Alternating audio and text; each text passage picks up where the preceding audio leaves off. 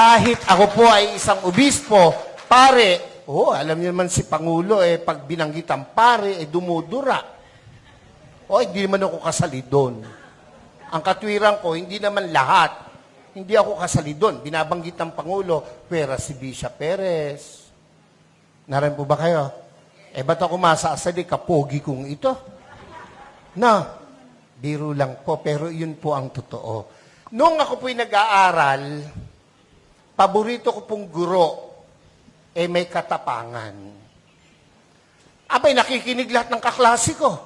Pag ang guro ay napakabait, naglalaro yung mga klase ko.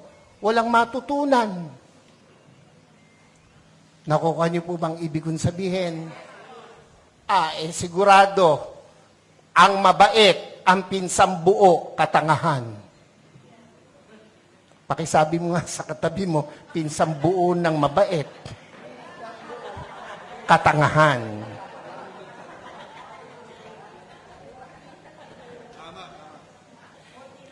Ako po ay isang professor din by profession.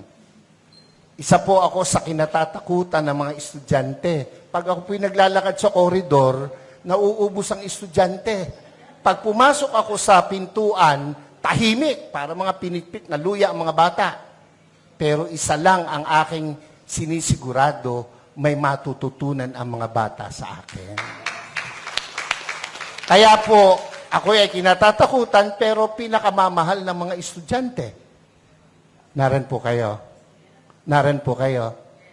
Ako po'y nangangarap na ang Duterte mabalik. Yung mga hindi pumalakpak, bahala kayo. Naran po kayo. Pansinin nyo, noong panahon niya na nakaupo, mga politiko'y takot na gumawa ng mali. Pati pulis, pati sundalo, takot. Biglang, anong nangyari? Ngayon ang mga kurakot, mga nakaupo. Naran po kayo? Ako, tayo may hindi pinanganak kahapon. Alam natin yan. Bakit ang isang obispo ay sumusuporta sa ganito? Hindi masamang mangarap ng pag-unlad ng pagkakaisa sa bansa natin.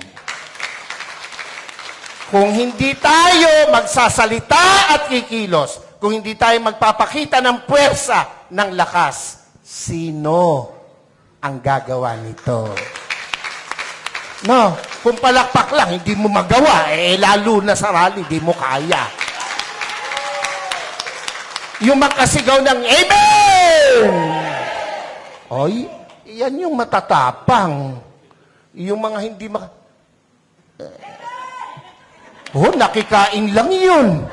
Yung mga ganon, kumain lang yun ng kanin at ulam kanina. Nakakalimutan na.